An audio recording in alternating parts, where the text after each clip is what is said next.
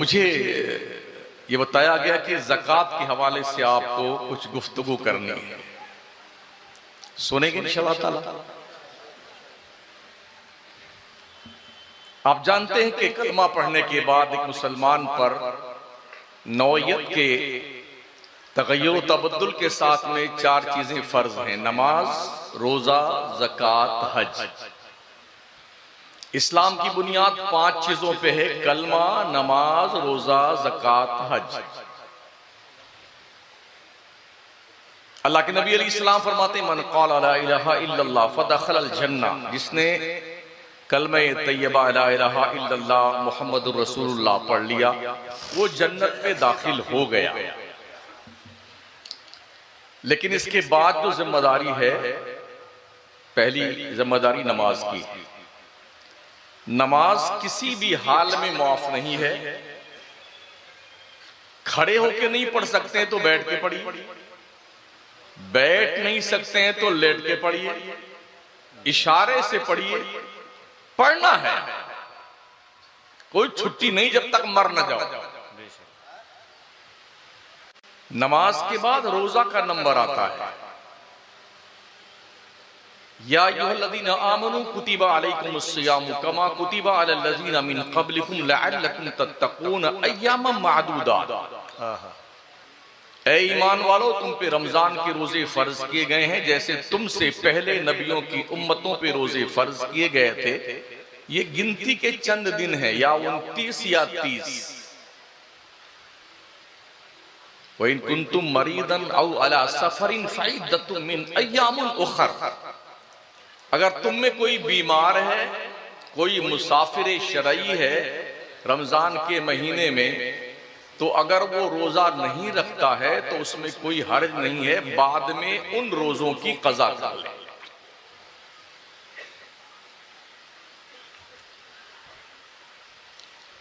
और एक रोजा अगर बिला उज़्र शरई किसी ने छोड़ दिया तो पूरी जिंदगी भर रोजा रखता रहे तो उस एक रोजे के सवाब के बराबर उसे अल्लाह की तरफ से इनाम नहीं मिल सकता है जो रमजान में कज़ा हुआ है।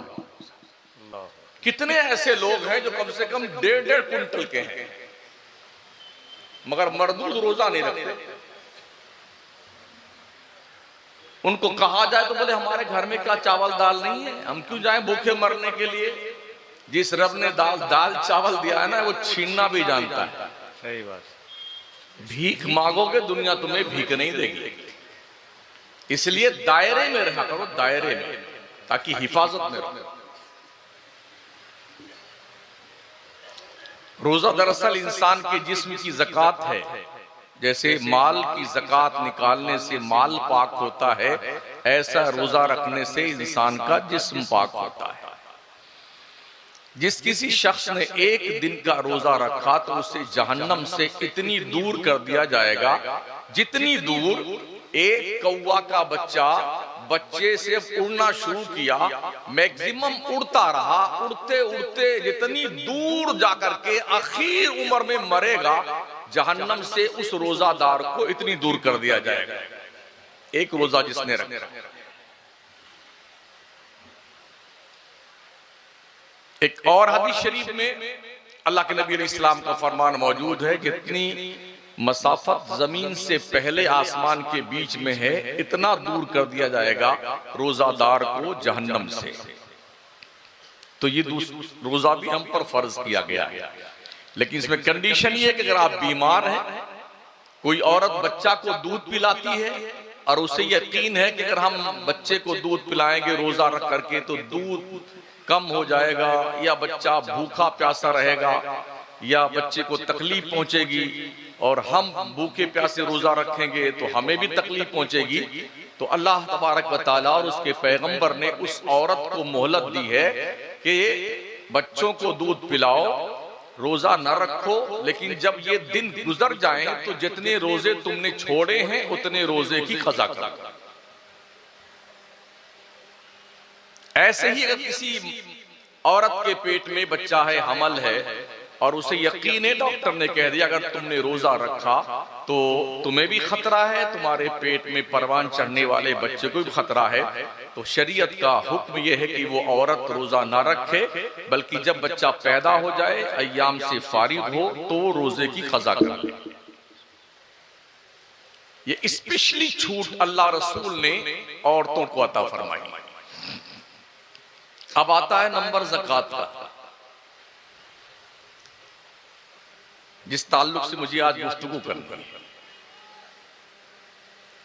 तो चूंकि मौजूए सुखन ज़कात है, तो पहले हज को दो बात उसके हवाले से अर्ज कर दूं।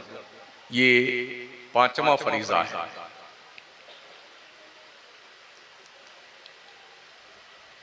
साहिबे इस्तिताअत मुसलमान पर जिंदगी में एक मर्तबा हज फर्ज है, चौथे पारे में इसका जिक्र मौजूद है।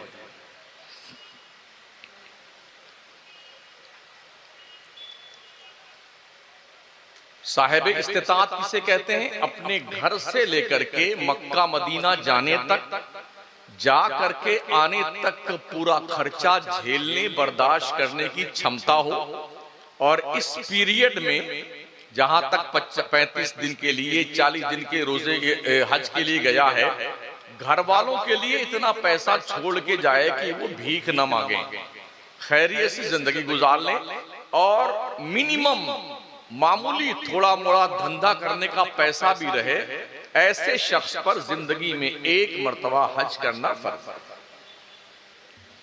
ये मसला भी सुन लीजिए, बहुत सारे कहते हैं यार अभी तो हमने बच्ची की शादी नहीं करी है, बट अब लड़के की शादी नहीं करी है, अभी हमने बिल्डिंग नहीं बनाई है। याद रखें, इस्लाम में शादी ब्याह में खर्चा के नाम पर कोई ऑप्शन मौजूद नहीं। जो हम कर रहे हैं ना, लाखों रुपए शादी में खर्च करते हैं, इस्लाम में कहीं नहीं लिखा हुआ है। बारात लेके जाओ, गाड़ी बाजा लेके जाओ, जहेज लेके आओ और दावतें उड़ाओ, खाना जाके खूब खाओ, लड़की क्या, कहीं नहीं लिखा हुआ है। ये हमारे बनाए हुए चोंचले और जंगलीपन के दस्तूर और कानून है। इसी जहालत और हिमाकत की बुनियाद पर गरीब बापों और माओं की बेटियों ने भाग करके गैरों से शादियां करना शुरू कर दी हैं, इसलिए कि कौम के लुटेरों और डाकुओं की तोद भरने के लिए उन गरीब माँ बाप के पास पैसे नहीं। अल्लाह के पैगंबर फरमाते हैं, शादियां इतना आसान कर दो कि जिना मुश्किल हो जाए, मुआशरे में कोई कुंवारा ना रहे। आका फरमाते हैं, शादियां वही बेहतर है जिसमें बहुत कम खर्चा हो। क्या मस्जिद में शादी नहीं होती? मेरे नबी ने अपनी बेटी फातिमा का निकाह मस्जिद में किया था। 4 लड़कियों की शादी की हुजूर ने, कोई बारात नहीं आई सरकार के घर पे। मेरे नबी ने 11 शादी फरमाई, कोई बारात हुजूर लेके नहीं गए। सहाबा कमोबेश 1,24,000 थे, किसी की बारात हमने हदीस में नहीं पढ़ा कि कोई बारात लेके गया, या लड़की वालों ने खाने का एहतमाम किया और बढ़िया बढ़िया मुर्गा, चिकन चिल्ली और मटन कोरमा ये सब बनाया, कहीं कुछ नहीं। ये निकाह हुआ, ये रुखसती हुई, अपने घर जाओ, अपने चंद दोस्तों की दावत कर लेना, हो गई शादी। आज जिस माँ बाप के 3-4 बच्चियां पैदा हो जाएं, तो या तो वो अपने बच्चियों के साथ जहर खा के मर जाता है गरीब बाप, या तो अपने जिस्म और बच्ची के जिस्म पे पेट्रोल छोड़ के आग लगा के मर जाता है, या कुएं और नदी में डूब के मर जाता है, क्योंकि कौम के दरिंदों का पेट भरने के लिए उस गरीब माँ बाप के पास पैसे नहीं। सुनिएगा और जबकि मेरे करीम आका सल्लल्लाहु ताला अलैहि वसल्लम की बारगाह में एक सहाबी आए, उन्होंने कहा या रसूलल्लाह मैं शादी करना चाहता हूं, मेरे पास पैसे वैसे नहीं है। कहा कुछ भी नहीं? कहा हुजूर कुछ नहीं है, बस 2 लुंगी है, एक पहनता हूं और एक ओढ़ता हूं बस। मेरे नबी ने फरमाया जाओ, एक लुंगी तुम नीचे पहन लेना, सतरे औरत कर लेना, सतर पोशी, और जो ओढ़ते हो ये लुंगी का कपड़ा, ये चादर अपनी बीवी को मेहर में दे देना, निकाह तुम्हारा होगा। एक आया, उन्होंने कहा हुजूर मेरे पास कुछ नहीं है। कहा क्या कोई तुम्हें कुरान शरीफ की कुछ सूरतें याद है? कहा हाँ या रसूलल्लाह, कुछ सूरतें याद हैं। मेरे नबी ने फरमाया जो 30 सूरतें तुम्हें याद है उतनी सूरतें अपनी बीवी को याद करवा देना, तुम्हारा महर यही है। क्या हो गया हम कहां खड़े हुए हैं यार? साउथ इंडिया में गया तो वहां मैंने देखा चारों तरफ बोर्ड पे लिखा हुआ था, बहनों बेटियों तुम हिजाब में रहो, दुनिया औकात में रहेगी। उस रोड के किनारे से लेके जहां मैं ठहरा हुआ हूं वहां तक आप इसी रोड पे घूम कर देख लीजिए हमारी बेटियां और बहनें कितनी हिजाब में। देख लीजिए हमारे मजहबी प्रोग्राम्स, बुजुर्गों के उर्स, जलसे जुलूस, इसमें भी बेहयाई का बाज़ाब्ता तौर पर एक उन्सुर पाया जाता है और जिसे देखने के बाद हर गैरतमंद इंसान की निगाह शर्म से झुक जाती है। तो शादियों को हुजूर ने आसान बनाने का हुक्म दिया, हमने मुश्किल बना दिया। नमाज, रोजा, हज, चौथा नंबर ज़कात। अल्लाह फरमाता वाक़िमुस्सलाह व आतुज़ ज़कात, नमाज कायम करो और ज़कात अदा करो। ज़कात किसे कहते हैं? शरीयत ने एक मालदार मुसलमान की दौलत में एक मखसूस रकम जो मुतय्यन की है गरीब को देने के लिए, उसे निकाल देने का नाम ज़कात कहलाता है। अल्लाह फरमाता है फी अमवालिहिम हक़्क़ुम मालूमुन लिस्साइली वल महरूम। ओ मालदारों, अल्लाह ने तुम्हारे माल में, तुम्हारी दौलत में मांगने वालों का और ना मांगने वाले हकदारों का एक मुतय्यना रकम मुतय्यन की है, मशहूर और मुतारफ है, ये उनका हक है, उसे ज़कात कहते हैं, निकाल के उन्हें दे दो।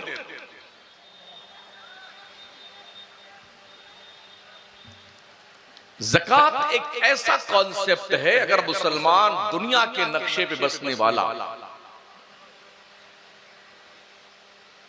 पूरे दुनिया की बात तो छोड़ दें, 2.5 अरब मुसलमान आज की तारीख में दुनिया में, भारत का मुसलमान तकरीबन गवर्नमेंट के रिकॉर्ड के मुताबिक 18 से 20 करोड़ मुसलमान, सही मानों में 35 से 37 करोड़ मुसलमानों की आबादी। चलो हम 20 करोड़ ही मान लेते हैं। 20 करोड़ में से अगर सिर्फ 1 लाख मुसलमान 1 लाख ज़कात निकालता हो पर हेड, तो आप अंदाजा फरमाएं कि 1 लाख मुसलमान जो ज़कात निकालता है, जरा इसको मल्टीप्लाई कीजिए कितना बनता है। मेरा मैथ थोड़ा कमजोर है, हाँ बताइए। पर हेड अगर 1 लाख रुपए आदमी ज़कात निकालता है और 1 करोड़ मुसलमान ज़कात निकालता है, कितना बनता है? अब तक तो मैं ही मोबाइल में जोड़ लेता है।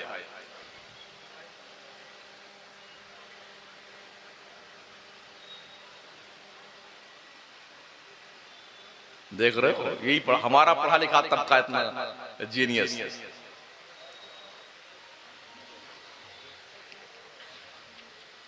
तकरीरें समझाने के लिए होती हैं, मैं पूरे मुल्क में सिर्फ तकरीर समझा रहा हूं, वरना जमाना भी मुझे आता है, चिल्लाना भी मुझे आता है, मैं उठा के फेंकना भी मुझे आता है, लेकिन ये सब कोई मतलब नहीं इसका। बताओ बताओ, हाँ 1 लाख करोड़ रुपए सालाना अगर हम 1 लाख करोड़ रुपए निकालते हैं तो कम से कम भारत के 5 स्टेट में एक यूनिवर्सिटी हम 1 साल में बना सकते हैं।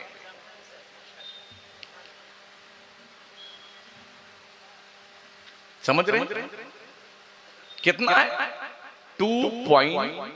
50, 2.5 रुपए सैकड़े में। लेकिन आज की तारीख में मुसलमान की अक्सरियत ज़कात नहीं निकालती है। अक्सर तो जानते ही नहीं ज़कात किस चीज का नाम है, और जो जानते हैं उनमें से भी अक्सर ऐसे हैं जो रमजान के एक महीने में 1 या 2 दिन 10-10 रुपए की गड्डी निकाल के ऐसे फकीरों में बांट देंगे और ये बताएंगे कि आज सटियाया है ये मर्दू, आज इसका दौलत का जो है पिटारा खुला हुआ है, और 10-10 रुपए होते हैं, ऐसे उड़ाता है। अरे क्या सेठ साहब आज पगला गए, एक दिन में ज़कात बांट के खत्म। मैं एक मौलवी आदमी हूं, 1.5 लाख रुपए ज़कात में निकालता हूं, ठीक है ना। हमने कई करोड़पतियों को देखा हमारे शहर में, हमने पूछा कितनी ज़कात दी, हाँ जी 50,000 के आसपास निकालते हैं। मैंने कहा मैं तो यार 1.5 लाख मैं खुद निकालता हूं, तुम्हारी तो माइन से है पत्थर की, एक तला निकाल के बेच लो तो 2-2, 3-3 करोड़ का बिक जाता है, इतना दौलत। तो उसका कोई जवाब नहीं। आदमी अपनी दौलत को बचाकर रखने के लिए इतना कटिबद्ध है, सोचता है कि ये चमड़ी चली जाए मगर दमड़ी न जाए। लेकिन जब तुम मरोगे तो तुम्हारी औलाद तुम्हारे लिए ये पैसा तुम्हारे काम के लिए नहीं खर्च करेगी। मरते ही सारे पैसे पे औलाद टूट पड़ती है और बांट बांट के खत्म। अब्बा गए कब्र में, तुम जानो तुम्हारी कब्र जाने, हमें कोई मतलब नहीं। यही हो रहा है। अल्लाह के नबी अलैहिस्सलाम फरमाते हैं ज़कात देकर अपने माल को महफूज किले में बंद कर लो। ओ मेरी उम्मत के लोगों, हजरत उमर के हवाले सरकार की हदीस और रिवायत करते हैं फारूक आजम कि अल्लाह के नबी ने फरमाया कि खुश्की और तरी में कोई माल अगर तुम्हारा हलाक होता है, बर्बाद होता है, लॉस होता है, तो ज़कात ना निकालने की बुनियाद पर होता है। अगर आपने 1 पैसा ज़कात का रोक रखा है तो जिस पैसे में वो ज़कात का 1 पैसा मिला हुआ है उस सारे पैसे को हलाको बर्बाद कर देगा। अगर आपने गरीबों का हक रोक कर खा लिया है तो इसका हिसाब बहुत कड़ा लिया जाएगा। किसी बाप के लाल की हिम्मत नहीं कि वो अल्लाह को हिसाब देके पार निकल जाए। जो लोग सोने और चांदी के जेवर पहनती हैं औरतें, अल्लाह के नबी अलैहिस्सलाम की बारगाह में खातून आई, उन्हें सोने का कड़ा पहन रखा था। मेरे करीम आका ने फरमाया खातून क्या तुम इस सोने की ज़कात निकालती हो? कहा नहीं या रसूल अल्लाह। तो मेरे आका फरमाते हैं क्या तुम ये पसंद करती हो कल हश्र के मैदान में अल्लाह तेरे हाथ में जहन्नम के आग का कंगन पहनाए? कहा नहीं नहीं नहीं, नहीं या रसूल अल्लाह। फरमाया नबी रहमत ने अपने माल की ज़कात निकाला करो, सोने चांदी की ज़कात। अब ये सुन लो ज़कात किस किस माल में होता है। 3 किस्म का माल है जिसमें ज़कात लागू होती है। माले तिजारत, सोना चांदी, चराई का जानवर। चराई के जानवर का मसला यह है कि आज की तारीख में किसी के पास भी 30, 35, 40 भेड़ बकरियां नहीं है चरने वाले। कोई 2 बकरी है, किसी 3 बकरी है, किसी के पास 2 गाय है, किसी के पास 1 भैंस है। इसकी भी एक मियाद है और बताया गया कि इतनी बकरियां हो तो उन बकरी में 1 बकरी, इतनी गाय और भैंसे हो तो उसमें से 1 बकरी निकाली जाएगी, इतनी हो जाए तो 1 साल का बछड़ा निकाला जाएगा, इतनी हो जाए तो 2 साल का, ये तरतीब है। इतने ऊंट हो जाए तो ये निकाला जाएगा। तो चूंकि ये कॉन्सेप्ट पूरे मुल्क में मौजूद नहीं है, इस पर बहस नहीं है। 2 किस्म का माल रह गया, माल तिजारत और सोना और चांदी। 52.5 तोला चांदी या 7.5 तोला सोना या इसकी कीमत का पैसा अगर किसी के पास है तो उस पर ज़कात वाजिब है। तफसील सुनिए। ज़कात फर्ज होने के लिए 10 शर्तों का पाया जाना जरूरी है। मुसलमान होना, मालिके निसाब होना, आकिल होना, बालिग होना, आजाद होना, नसाब का हाजत असलिया से फारिग होना, नसाब का दैन से फारिग होना और नसाब पे पूरे तौर पे कब्जा होना, नसाब का माल का नामी होना और 10वां ये है माल पर हौलाने हौल यानी साल गुजर जाना। ये 10 शर्तें हैं, जब ये पाई जाएंगी तब ज़कात आप पर फर्ज होगी। इसकी तशरीह सुन ले। मुसलमान होना यानी कि काफिर पर ज़कात फर्ज नहीं। आकिल होना, अकलमंद होना, कोई पागलमंद बुद्धि का है, चाहे अरबों की प्रॉपर्टी उसके पास है, उस पर ज़कात नहीं। बालिग होना, अगर कोई नाबालिग है, उसके पास बहुत प्रॉपर्टी है, सोना चांदी भी है, उस पर ज़कात नहीं। आजाद होना, अगर कोई गुलाम है, गुलाम के पास दौलत बहुत काफी है मगर उस पर ज़कात नहीं। मालिक निसाब होना, मालिक निसाब किसे कहते हैं? जिंदगी गुजारने के लिए जितनी चीजों की मुतसित तौर तरीके पे जो चीजें जरूरी होती हैं उनका पाया जाए। रहने के लिए मकान, कपड़े, गर्मी के कपड़े, ठंडी की कपड़े, कूलर, पंखे, जूते, चप्पल, पढ़ने वालों के लिए किताबें, ठीक है ना, ये सारी चीजें हाजत असलिया में आती हैं। बिस्तर, गद्दा, बेड, ये हाजत असलिया में आती हैं। इन हाजत असलिया को निकालने के बाद अब जो रकम आपकी बचती है, 52.5 तोला चांदी की कीमत आज की तारीख में कितनी है? तकरीबन 60,000 के अंदर 52.5 तोला चांदी खरीदी जा सकती है। अगर किसी के पास 52.5 तोला चांदी और साल गुजर गया, कर्जा नहीं है, तो फिर उस पर ज़कात लाजिम है। 100 रुपए में से 2.5 रुपया ज़कात शराफत से निकाल के गरीबों को, हकदारों को दे दो। तो ये हुई बात मालिक हाजत असलिया से फारिग होना और मालिक निसाब होना। नसाब का मतलब होता है जो बताए 52.5 तोला चांदी या 7.5 तोला सोना या इसमें से किसी की एक की कीमत का मालिक होना, इसे मालिक नसाब कहा जाता है। दैन से फारिग होना, आप कर्जदार न हो। मिसाल के तौर पर आपके पास 10 लाख रुपए हैं, साल भर से मौजूद हैं, बिजनेस में आपने इन्वेस्टमेंट कर रखा है और आपके ऊपर कर्जा 11 लाख रुपए का। अब कर्जा को 10 लाख में से अगर माइनस कीजिए तो प्लस में 1 लाख और कर्जा बाकी है आप पर, लिहाजा आप पे ज़कात लाजिम नहीं। अगर आपके पास 10 लाख रुपए हैं, आपके पास कर्जा 5 लाख रुपए का है, 10 में से 5 माइनस कर दीजिए तो 5 बचता है। साल पूरा होने पे उस 5 लाख के अंदर ज़कात देना आप पर लाजिम और जरूरी है। नसाब पर पूरे तौर पे काबिज होना, ऐसा नहीं कि पैसा मैं मालिक निसाब तो हूं मगर वो हमारे कब्जे में नहीं, किसी और के कब्जे में। अगर किसी और के कब्जे में है तो ज़कात आप पर फर्ज नहीं है। माल का नामी होना, बढ़ते रहना, ऐसा माल जो बढ़ने वाला हो उसे माल का नामी होना कहते हैं। ऐसे माल में ज़कात। आज कितनी तारीख है? जो 23 तारीख। मान लीजिए आज के 1 साल पहले ठीक 23 तारीख को हमने ज़कात निकाली थी। आज फिर 23 तारीख हो गई है, अब तक हमारे पास माल आया गया जो कुछ भी रहा है, आज की तारीख में हमारे पास 2 लाख, 5 लाख या 60,000 रुपए मौजूद हैं, हम कर्जा नहीं है, तो हम पर साल पूरा हो गया है, हमारे लिए लाजिम है कि हम ज़कात अपने पैसे के निकालें।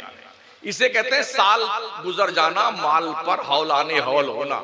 ये 10 शर्तें हैं, इनमें से कोई एक ना पाई जाए तो मुसलमान पर ज़कात फर्ज नहीं। इतना समझ गया?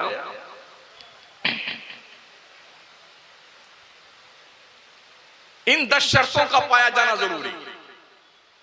अगर किसी के पास 52.5 तोला चांदी नहीं है, 10 तोला चांदी, किसी के पास 7.5 तोला सोना नहीं है, 2 तोला सोना है, तो 2 तोला सोना और 10 तोला चांदी की कीमत का आकलन किया जाएगा। आज साल पूरा हो रहा है तो 2 तोला सोना 10 तोला चांदी की कीमत बाजार भाव के हिसाब से रेट निकाल करके अगर 52.5 तोला चांदी खरीदी जाने के बराबर इसको बेचने पर रकम मिल जाती है तो आप मालिक निसाब हैं, आप पर ज़कात फर्ज है। समझ रहे? इसलिए 1 तोला सोना की कीमत आज की तारीख में तकरीबन 85,000 है। 85,000 में 52.5 तोला चांदी आराम से खरीदी जा सकती है। तो आप मालिक निसाब हैं, आपके पास कुछ नहीं है, सिर्फ और सिर्फ आपके पास 7 तोला सोना है, 7.5 नहीं। लेकिन चूंकि आपके पास इसके अलावा कुछ नहीं है तो आप मालिक निसाब नहीं है। हालांकि 7 तोला सोना की कीमत तकरीबन 6 लाख बनेगी, फिर भी मालिक निसाब आप नहीं। सोना की ज़कात अगर सोना से निकाली जाए तो अगर 7.5 तोला सोना में से 1 रत्ती भी कम है तो ज़कात आप पे फर्ज नहीं। लेकिन चूंकि सोने का जेवर बना हुआ होता है, झुमकी है, नेकलेस है, गले का हार है, माथे का टीका है, चूड़ियां हैं, कोई सोना काट कर ज़कात नहीं निकालता है। बाजार के रेट के हिसाब से कैश में पैसों के जरिए से ज़कात अदा की जाती है। तो अब भले 1 तोला सोना आपके पास है, 10 तोला चांदी है, दोनों की कीमत मिला करके बराबर 52.5 तोला चांदी के बराबर पैसा है तो आप मालिक निसाब है, आपने ज़कात देना। ये भी सुन लें, आज ज़कात देना है, मुझे साल पूरा हुआ है, आज की तारीख में मेरे जेब में जो पैसा है वो फिक्स डिपॉजिट, लाइफ इंश्योरेंस, किसान विकास पत्र, इंदिरा विकास पत्र, जितने अत्र पत्र सत्र गत्र है ना, ये सब जोड़ लीजिए। किसी को कर्जा दे रखा है वो जोड़ लीजिए, जितना सोना चांदी वो जोड़ लीजिए, और जो कुछ भी आपका प्राइवेट फंड जो होता है उसमें ये सब जोड़ना पड़ेगा। इस टोटल अमाउंट को जोड़ने के बाद, कर्जा निकालने के बाद जो बचता है अगर नसाब के बराबर है तो ज़कात आप पर लाजिम है। अगर मुसलमान सही मानों में ज़कात निकाल दे, अल्लाह की कसम पूरे मुल्क के मुसलमानों की गरीबी दूर हो। मगर इतने बहाने बेटे करते हैं ज़कात के मौके पे, जो मौलाना बेचारे चंदा करने जाते हैं उनसे पूछिए ना, एक सफीर को 100 रुपया देने के लिए सेठवा मरदूद 5 मरतबा दौड़ाता है। 5 मरतबा जाने में 200 रुपया उसका किराए में चला गया और नालायक 100 रुपया ज़कात देता है।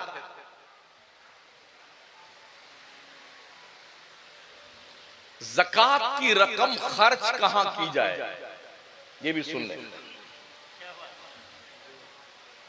जी। फकीर, मिस्कीन, गारिब, रिका, आमिल, फी सबीलिल्लाह, इब्नु सबील, ये 7 क्वालिटी के लोग हैं जिन पर ज़कात की रकम खर्च की जानी चाहिए। ये भी ध्यान रहे, ज़कात का पैसा ना मस्जिद में लग सकता है, ना मजार में लग सकता है, और ना बाजार में लग सकता है, ना कब्रिस्तान की बाउंड्री में लग सकता है। बहुत सारे बेटे ज़कात का वसूल करके कब्रिस्तान की बाउंड्री बना रहे हैं। कसम खुदा के इतने मारे जाओगे ना शक्लें बिगड़ जाएंगी बेटे। मस्जिदों में ज़कात के पैसे, अल्लाह का घर जो बने ना वो सिर्फ क्लीन माल से, साफ सुथरा, तैयबो ताहिर, जो एकदम पाकीज़ा माल हो। ज़कात की रकम दरअसल माल का मैल है, ठीक है ना, जो तुमने दे के अपने बकिया माल को पाक किया है। 2.5% दे करके आपने 97.50 आपने पैसे को महफूज कर लिया, पाक साफ करके। ये कितना खूबसूरत कॉन्सेप्ट इस्लाम ने मुसलमानों को दिया है। आज अगर मुसलमान सही मानों में भारत का मुसलमान ज़कात निकाल करके सिस्टमेटिक ढंग से इसको नाफिज करे, अल्लाह की कसम मुसलमानों की पूरी बिगड़ी हुई कौम तबाही से निकल करके तरक्की पजीर हो जाए और खूबसूरत मुस्तहकम कौम के पास दौलत से मजबूत तालीम से लैस होकर के दुनिया की आंखों में आंखें डाल करके जुर्अतमंदाना जिंदगी गुजारने का हौसला हम में पैदा होता है। इसलिए अपने मालों की ज़कात निकाली। बहुत सारे लोग अंगूठी पहनते हैं, दुल्हा राजा, सोने की अंगूठी। क्या बात है, हम देख रहे हैं बेटे दूल्हे राजा अंगूठी सोने की पहनते हैं। ओ मर्दो, अगर तुम सोने की अंगूठी पहनते हो तो सुन लो ये हराम है। अगर तुमने ऐसा किया है तुम्हारी उंगलियों में जहन्नम के आग की अंगूठी पहनाई जाए। अगर तुम ये समझते हो कि कोई किस्सा और कहानी है तो मुझे किस्सा कहानी सुनाना नहीं आता, मैंने अल्लाह रसूल का फरमान सुनाया। समझ रहे हैं? मर्द के लिए सिर्फ एक अंगूठी चांदी की 4.5 माशा कम से, इससे कम एक नग की एक अंगूठी मर्द के लिए पहनना जायज है। 2 माशा की 2 अंगूठी भी हराम है चांदी की, और 3 माशा 4 माशा की 2 नग की अंगूठी पहनना भी मर्द के लिए हराम है। अब एक और तस्वुर हमारी कौम के जवानों में गालिब है। यहां से गए अजमेर शरीफ तो गली कूचे में से कड़ा खरीद के लाए, स्टील का बेटा कड़ा पहने हुए, लगता है कि कोई मुसलमान है भी कि नहीं, उल्लू का पट्टा यूं पहन के कड़ा घूमता है। कभी कभी डाउटफुल होता है कि मुसलमान है भी नहीं। धागा पहन लिया यहां, बोले अजमेर शरीफ से लेके आए। अबे तो मदीने शरीफ से लेके आए तब भी पहनना हराम है इसका। तो शादी ब्याह के मौकों पे दूल्हे राजा को सोने की अंगूठी पहनाना बंद कीजिए, वरना पहनाने वाले भी वो धुने जाओगे बेटे, और पहनने वाले भी। सुन रहे हैं? तो अब सुन लीजिए, ये जो 7 क्वालिटी के लोग हैं जिन पे ज़कात खर्च की जानी है, उनकी डिफिनेशन समाप्त फरमा ले। फकीर, फकीर किसे कहते हैं? सुनिए, हर भीख मांगने वाला फकीर नहीं होता है। हम क्या समझते हैं, अरे यार फकीर आया है, भीख मांगने आया है। जी, फकीर, हर फकीर भिखारी नहीं होता है, वो ज़कात लेने का हकदार नहीं होता है। आज की तारीख में 60% बिरादराने वतन कुर्ता पजामा पहन के, दाढ़ी बढ़ाकर, टोपी लगाकर, अजमेर की चादर ओढ़ करके अल्लाह अल्लाह करते ज़कात वसूलते दिखाई पड़ जाए गलियों में। बिजनेस चल रहा है भीख मांगने का, और इसके बड़े बड़े जो ठेकेदार हैं बिजनेस करने वाले, नॉन मुस्लिम कम्युनिटी के लोग हैं।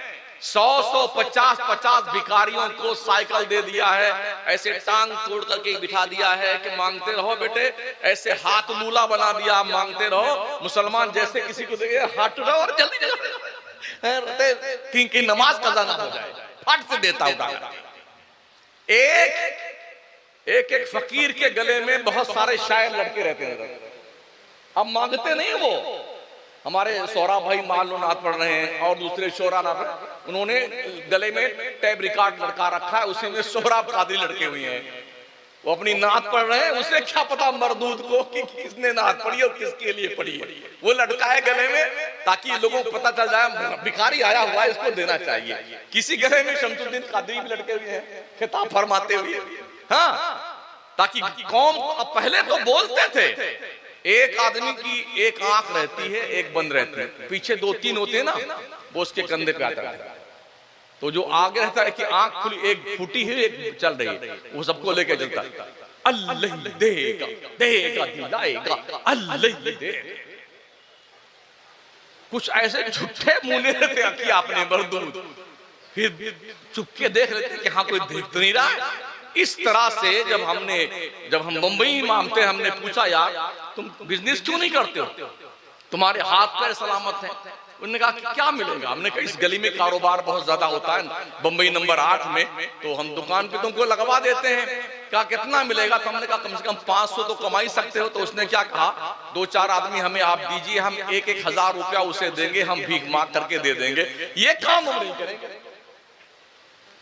फ्लैट है, फ्लैट बंबई जैसे शहर में 1-1 करोड़ का फ्लैट है भिखारियों का, जो हाजी अली की दरगाह के सामने भीख मांगते हैं, लूले लंगड़े अपाहिज, समझ रहे हो? और हमारी कौम ये ज़कात, ओ ज़कात।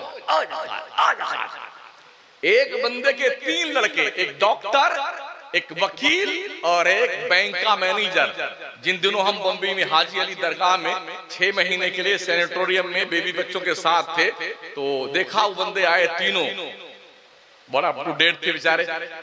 कहा अब्बा, वो उसकी एक टांग कटी हुई थी बाप की, लेटा हुआ मांग रहा है, अब्बा वो हम इंजीनियर हैं आपकी मेहनत से, और हम वकील साहब हैं, और ये डॉक्टर साहब हैं, माशाअल्लाह अल्लाह ने बड़ा करम किया, वहाँ कैम्ब्रिज में क्या नाम है, ब्रिज कैंडी में हमारा फ्लैट है, इतनी गाड़ियां हमारे पास, अब्बा अब आप मत मांगिए, बड़ी शर्म आती मुझे।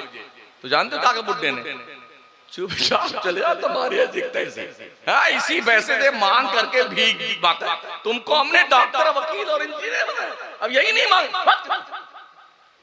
एक शख्स का हाथ जब नीचे हो जाता मांगने के लिए भिखारी का, तो उसका हाथ ऊपर नहीं आता है।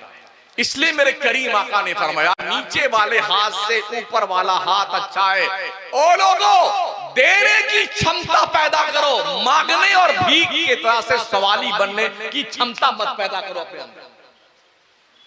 दूर रहो इन बलाओं से। तो मैं अर्ज कर रहा था, हर फकीर, हर भिखारी फकीर नहीं होता।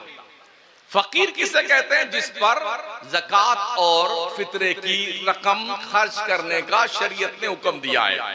फकीर उसे कहते हैं जिसके पास इतना हो कि उसका घर बार भी है, बीवी बच्चे हैं, कारोबार भी छोटा मोटा भी है, मालिक के नसाब नहीं है वो, या नसाब तक तो पहुंचता है उसका माल, लेकिन वो किसी कर्ज में डूबा हुआ है, तो फकीर को ज़कात लेना जायज है। पहले फकीर की तारीफ सुन लिया आपने, ज़कात लेना जायज है, सवाल करना ना जायज है। फकीर की कैफियत सुन लीजिए, फकीर को भीख मांगना नाजायज हो गुनाह, लेकिन कोई ज़कात की रकम दे तो लेना जायज। अब आइए मिस्कीन की डिफरेंशिएशन सुनिए। मिस्कीन किसे कहते हैं? मिस्कीन उसे कहते हैं जिसके पास रहने के लिए घर ना हो, सर ढकने के लिए कोई उसके पास छप्पर ना हो, ढंग से कपड़े ना हो, उसे मिस्कीन कहते हैं। मिस्कीन को देना भी जायज है, उसे सवाल करके मांग करके लेना भी जायज है। फकीर, मिस्कीन। आमिल, आमिल किसे कहते हैं? जो ज़कात वसूलने के लिए जाता है, मेहनत करता है, बंबई, कलकत्ता और जी लखनऊ, लुधियाना और जी पंजाब और दिल्ली, तो ऐसा शख्स अपनी मेहनत का पैसा उस ज़कात की रकम से, कमेटी वालों से पैसा ले सकता है, तकरीबन 50% तक ले सकता है। शरीयत के वल आमिलीन, अल्लाह फरमाता आमिलों का हिस्सा शरीयत ने उश्र में ज़कात की रकम में मुतय्यन किया। फकीर, मिस्कीन, आमिल। तीसरा नंबर है रिकाब का। रिकाब किसे कहते हैं? कोई गुलाम हो, कोई कनीज हो। आज के दौर में ना कोई गुलाम है ना कोई कनीज है। एक दौर था जब गुलाम बंदे खरीदे जाते थे, इंसान बेचे जाते थे, लड़कियां खरीदी जाती थी, लड़कियां बेची जाती थी। तो जो गुलाम खरीदे जाते थे, मर्द, उनको गुलाम कहा जाता था। जो लड़कियां खरीदी जाती थी उन्हें कनीज कहा जाता था। तो कनीज और गुलाम, उन्हें इस्लाम ने रिकाब का नाम दिया है। रिकाब का मतलब होता है कि इनको पैसा दिया जाए ताकि ये अपने मालिक को पैसा देके अपने आप को आजाद करवा ले। उन्हें रिकाब का बदले किताबत करवाएं। वो सवाल भी कर सकते हैं अपनी गर्दन छुड़ाने के लिए, और आप दे भी सकते हैं। तो चूंकि ये तबका आज दुनिया के नक्शे पे गुलाम और कनीज का मौजूद नहीं, तो ये गुल, फकीर, मिस्कीन और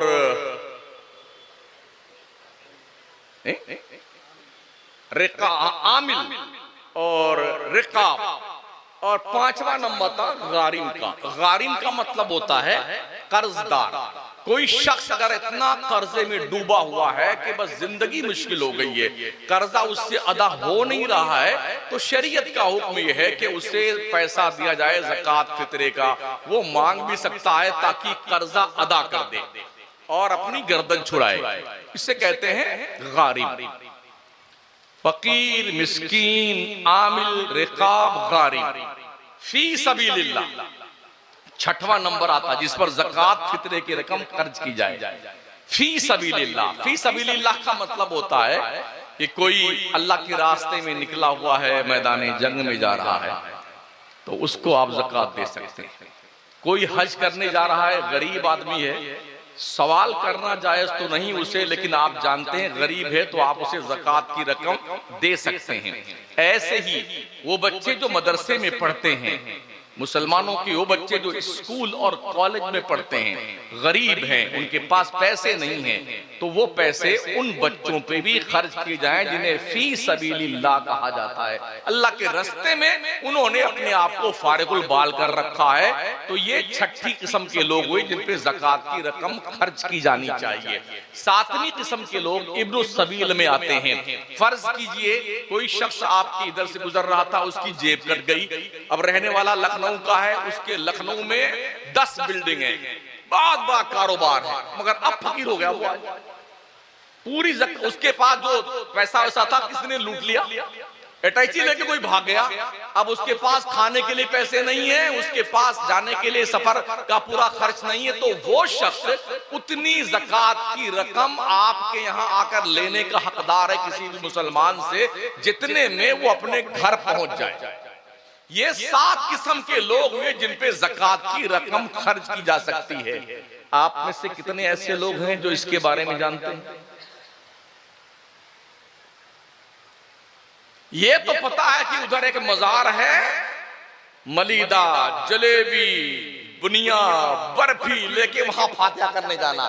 ये कौन पता करेगा भाई साहब? ये दीन है, दीन, ये शहादत गहे उल्फत में कदम रखना है। लोग आसान समझते हैं मुसलमान होना। आपको अपने मजहब का पता नहीं है, आपको अपने दीन का पता नहीं है। बरसों से दयारे मदीना कॉन्फ्रेंस हो रही है, आपने आज तक सीखा क्या है? ओ मुरादपुर के लोगों, मुझे जवाब दो इसका। क्या सीखा आज तक आपने? ये लाखों रुपए जो आप अपनी कौम के जरिए से चंदा करके इस जलसे पे खर्च करते हैं, इसका रिफंड क्या मिला आज तक आपको? मुझे जवाब चाहिए। फलाने मौलाना को बुलाओ, फलाने शायर को बुलाओ, उनकी तकरीर बहुत जम जाएगी तो बड़ा मजा आ जाएगा। क्या बात है, खूब नारे लगा लो। क्या इसी का नाम जलसा है?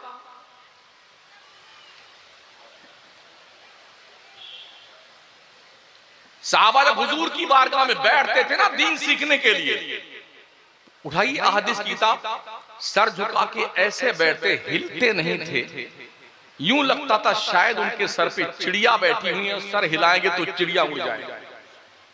इतना गौर से वो दीन की बात सीखते थे।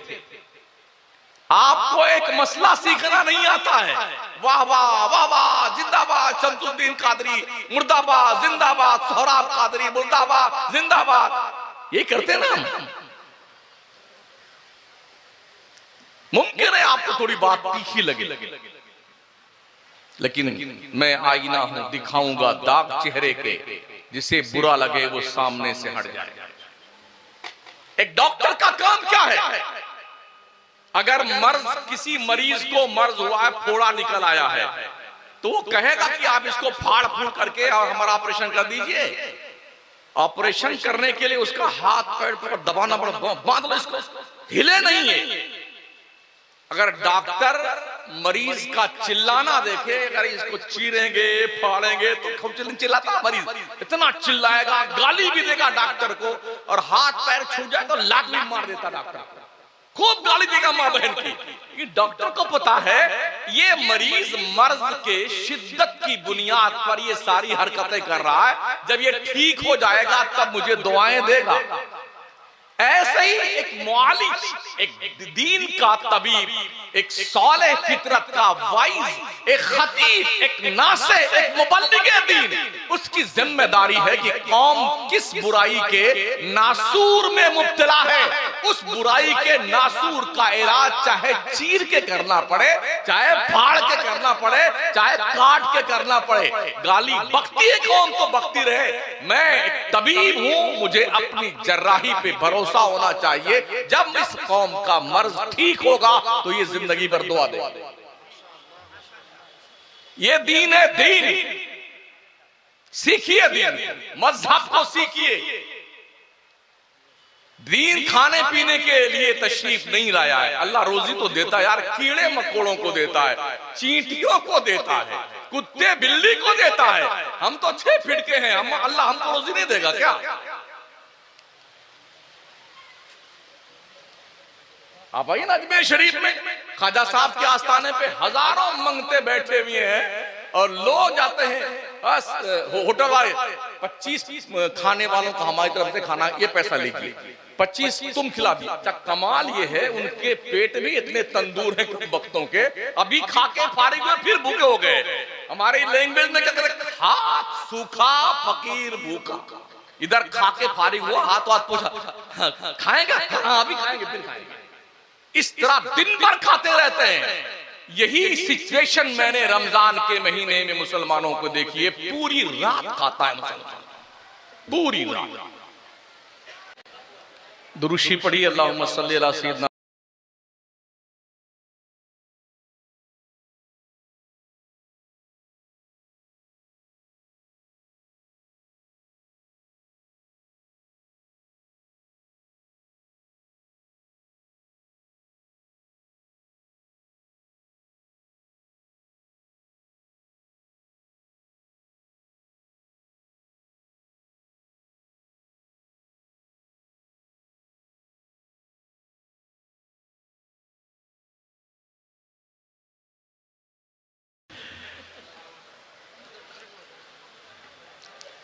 हौलाने हौल के लिए साल पूरा होने के लिए शमसी तारीख का एतबार नहीं होता है, कमरी तारीख का एतबार होता है, इस्लामी महीने का।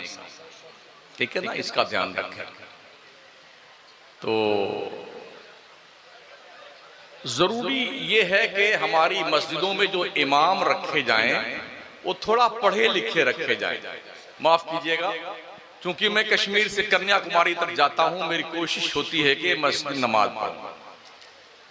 हमने जो अंदाजा लगाया हज़रत कफील भाई, 60 से 65% इमाम मस्जिदों के जाहिल हैं।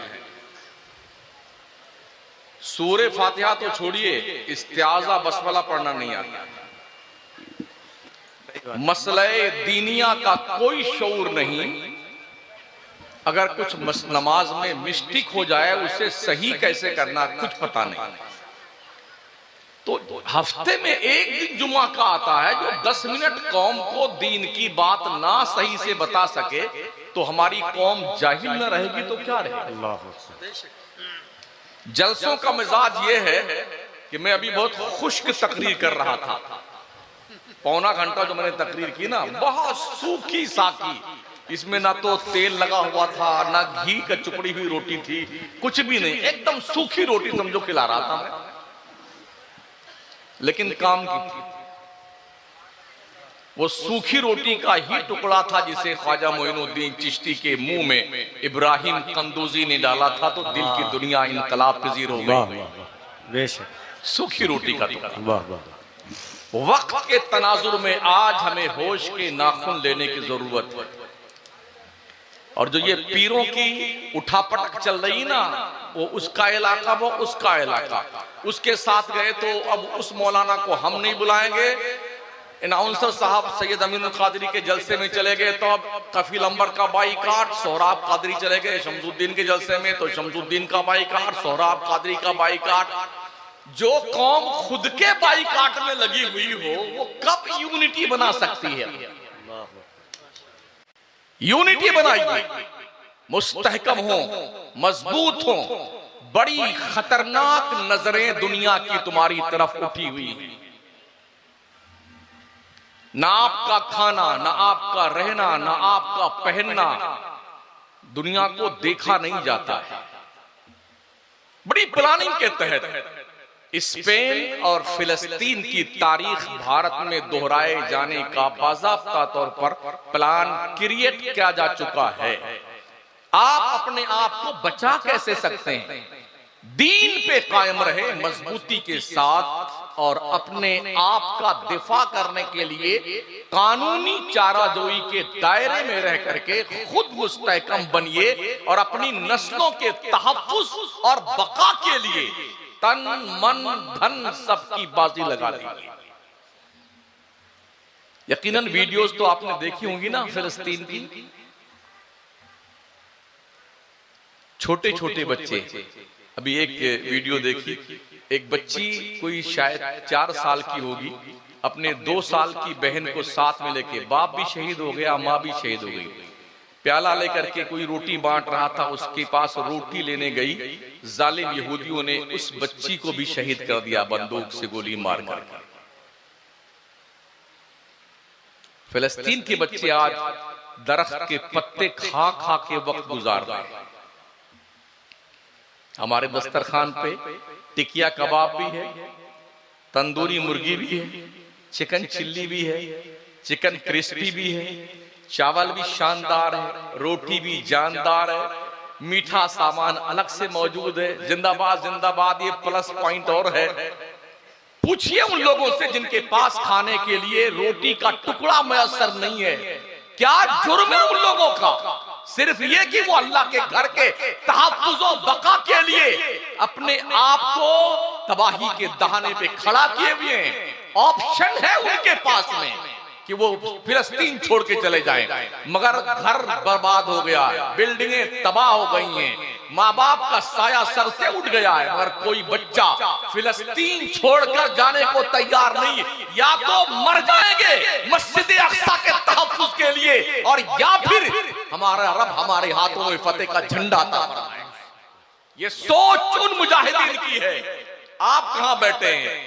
पूरा महल्ला मुसलमान का है, फजर में एक सफ नमाजी नहीं होता है। संगीनों के साए में रमजान शरीफ में फिलिस्तीन में बैतुल मक़दिस के अंदर कई लाख मुसलमानों ने बाज़ाब्ता तौर पर तरावी भी पढ़ी है, जबकि लोग बंदूकें लिए खड़े हुए। हमारे सर पे तो कोई बंदूक नहीं उठाए हुए है ना, हम क्यों नमाज नहीं पढ़ते? हम क्यों दीनदार नहीं बनते हैं? एक वीडियो देखिए, एक बच्चा दबा हुआ था उसके मलबे के नीचे, आधा धड़ तो तबाह हो चुका, आधा बाहर का बाकी। मगर लब्बैक या अक्सा, लब्बैक या अक्सा, उस वक्त भी जब पूरा वजूद मुज़महिल है और जख्मों से चूर है, ये दीवानों की सदा होती है। क्या बात। दुनिया में इनकलाब दीवानों ने पैदा किया, फरजानों ने नहीं। दीवान गाने इश्क़े मोहम्मद को देखकर घबरा गई है गर्दिशे दौरा, कभी कभी गर्दन में हार डाले हैं माहौल नजूम ने, गुजरा है उन हदों से मुसलमान कभी कभी। तुम्हारी तारीख तो पढ़ो, बदर के मैदान में तुम उतरे थे, 313 थे, 1000 का लश्कर जर्रार था, असलहे से लेस। गुलामाने मुस्तफा के पास ढंग की तलवारें नहीं थी, नेज़े नहीं थी, ढालें नहीं थी, घोड़े नहीं थे, मगर अपने आप को अल्लाह की राह में कुर्बान करने के लिए मैदान में उतर आए थे।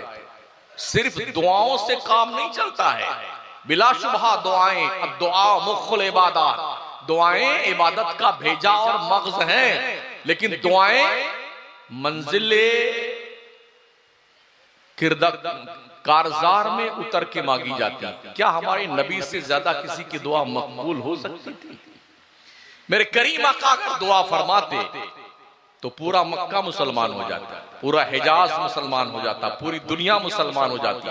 लेकिन जरूरत पड़ने पे जब इस्लाम का पैगंबर आमिना का लाल अब्दुल्ला का जिगर पारा 313 सहाबा को लेके बद्र में उतरा, तो वहां दुआ मांग रहे थे नबी, ऐ रब तूने जिस मदद का वादा फरमाया था मोहम्मद तेरे दहलीज पर सजदे शुक्र पेश करता हुआ उस वादे को पूरा करने का मुल्तजी है। रब अपनी तरफ से मदद को नाजिल फरमा। तो अल्लाह ने 5000 फरिश्तों की जमात जिब्रील की कमांडरी में भेजा था जो जबल मलाइका पे उतरे थे। 313 मुजाहिदीन ने 70 काफिरों को कत्ल किया था और 70 को रस्सी में बांध के लेके आए। क्या बात, अल्लाह। जज्बे सरशारी क्या था? नबी का हुक्म हो तो कूद जाएं हम समंदर में, जहां को महव कर दें नारे अल्लाहु अकबर में। कुरैश मक्का तो क्या चीज है, देवों से लड़ जाएं, सेनानो नेजा बनकर सीने बातिल में गड़ जाएं। ये कैफियत थी उन दीवानों। मौला अली करमल्लाहु ताला हुजूर करीम फरमाते हैं, या रसूलुल्लाह अलैहि सल्लतु व तस्लीम, कई बार ऐसा हुआ जब मैं किसी काफिर को मारने के लिए तलवार उठाया तो मेरी तलवार उसके गर्दन तक पहुंचने नहीं पाई, उसकी गर्दन कट के मुंडी नीचे पड़ी होती थी। ये ऐसा क्यों हुआ? मेरे नबी ने फरमाया, अली, फरिश्तों की जो टीम आई थी ना, ये उनके तलवारों से मरे हुए लोग हैं। हुजूर हमने ये भी आवाज सुनी, अकदिम हैज़ूम, अकदिम हैज़ूम। आका फरमाते हैज़ूम जिब्रील के घोड़े का नाम है। जंग में जिब्रील अपने घोड़े को कह रहे थे आगे बढ़, हैज़ूम आगे बढ़।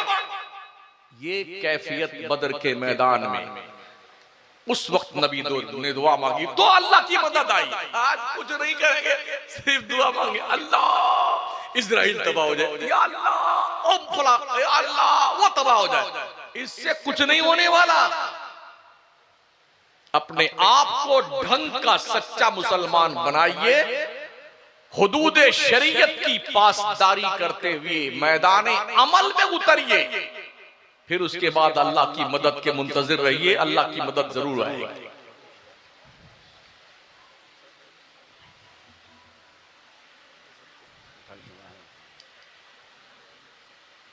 अल्लाह अकबर। बच्चे को बता दो। तो ये मेरी तरफ से आप नजराना रख लो। अरे रख लीजिए आप यार, अरे आइसक्रीम खा लेना यार है।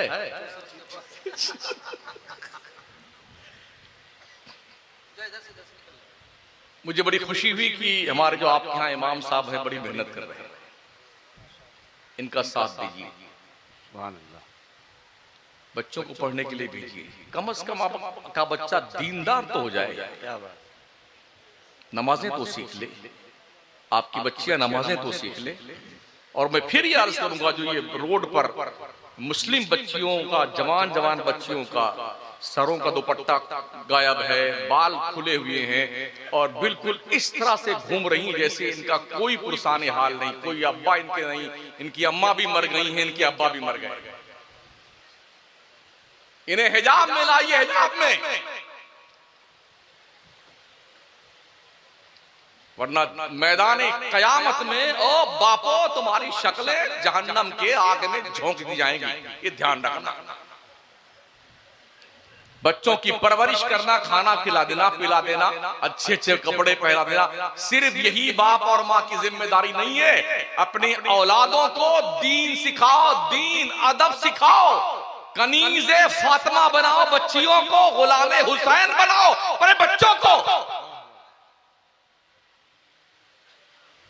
अगर ऐसा ना हुआ तो फिर तैयार रहिए जहन्नम के आग का इस्तकबाल करने के लिए। दुनिया से ताकत में आप नहीं जीत सकते हैं, इसलिए कि दुनिया के पास ताकत बहुत ज्यादा है, आपके पास नहीं। दुनिया से दौलत में आप नहीं जीत सकते, दुनिया के पास दौलत बहुत है, आपके पास नहीं। एक ही चीज बची है, वो है इल्म। इसे सीखिए और अपनी कौम से प्रशासनिक विभाग में अपने बच्चों को IAS IPS अफसर बना के भेजिए। अगर आपकी कौम का एक अधिकारी IPS बनता तो 5 लाख लोगों को प्रभावित करता है। क्या बात है। ये सोच पैदा कीजिए कि मुझे बढ़ाना पढ़ाना बच्चों को अपने। सादाते महारारा का ये सेंटेंस याद रखें, आधी रोटी खाएं, बच्चों को पढ़ाएं। महीने में 10 मरतबा मुर्गा खाना बंद कर दो, एक दिन खाओ, जो पैसा बचता है उसे बच्चों के क्वालिफिकेशन पे खर्च करो। उस वक्त तक आप सही मानों में दुनिया को आईना दिखाने के लायक नहीं बन सकते जब तक आपके पास ढंग की क्वालिफिकेशन नहीं होगी। पर्दा तरक्की की राह में कोई रुकावट नहीं बनता है, दाढ़ी तरक्की के रास्ते में कोई रुकावट नहीं बनती है। अगर दाढ़ी नहीं, 1.5 मीटर की दाढ़ी रखने वाला सरदार जी प्रधानमंत्री बन सकते हैं, मनमोहन सिंह जी, तो हमें क्या दिक्कत आती है? अगर ज्ञानी जैल सिंह इतनी बड़ी दाढ़ी रख करके, मोछ रख करके, 1 मीटर का सर का बाल रख करके सदर जमहूरिया बन सकते, तो हमारी कौम को शर्म क्यों आती दाढ़ी रखने में? कहां रुकावट है दाढ़ी यार इस्लाम की राहों में? कितने साल हो गए इकराम भाई जलसे होते हुए? 48 साल। अल्लाह अकबर। मैं यही पूछना चाहता हूं कि इस 48 साल में ओ मनियारी मुरादपुर के लोगों, इस जलसे में दयारे मदीना कॉन्फ्रेंस में आने वालों, इस 48 साल में सीखा क्या आपने? क्या बात है? अगर पर ईयर 1 लाख रुपया खर्च माना जाए तो 48 लाख रुपए आपने खर्च किए, क्या सीखा आपने? मुहासबा कीजिए। और जो कौम मुहासबा खुद का करना भूल जाती है, दुनिया उसका मुहासबा करना शुरू कर देती है। समझ रहे हैं? मैं समझता हूं कि हमसे ज्यादा सोशल मीडिया को आप देखते होंगे, क्योंकि मुझे ज्यादा मोबाइल चलाना भी नहीं आता है। कि जो चलाते हैं वो हरदम पगलाए रहते हैं, उसी में घुसे रहते हैं। अगर वक्त मिल जाए तो मोबाइल में खुद ही घुस जाएंगे। तो आपको पता तो होगा दुनिया में क्या हो रहा है, लोग क्या कुछ कर रहे हैं, क्या कुछ कह रहे हैं, क्या कुछ करना चाहते हैं, ये सब ओपन हो चुका है। अब भी अगर उस खरगोश शुतुरमुर्ग की तरह अपना मुंडी झुका करके रेत में, ये तूफान से हम बच जाएंगे, हम बच जाएंगे, बच जाएंगे, वो क्या अगला नंबर आपका है? कौन सा शेर है? उसके कत्ल पे मैं भी चुप था, मेरा नंबर। हाँ, ये सुन लीजिए, आप सुना दीजिए। उसके कत्ल पे मैं भी चुप था, मेरा नंबर अब आया। मेरे कत्ल पे तुम भी चुप हो, अगला नंबर आपका है। सुन रहे हैं? इसको अपने दिल दिमाग पर नक्श कर लीजिए और मुझे इजाजत दें, इसलिए कि मुझे अब और तकरीर नहीं करनी है। तकरीर तो हजरत की होनी है। पहले कुछ नाते वगैरह सुन लीजिए। शायद आपको कुछ बातें तल्ख लगी हों, तो मैं तल्ख ही सुनाने के लिए आता हूं। मेरी जंबीले खिताबत में मीठी मीठी जो है, कोई मिठाइयां नहीं है। कोई मिर्चा है, किसी में और तेज वाली मिर्ची है, किसी में मिर्ची और नमक दोनों मिला हुआ, किसी में काली मिर्च और शामिल कर दिया है। ठीक है? अस्सलाम वालेकुम।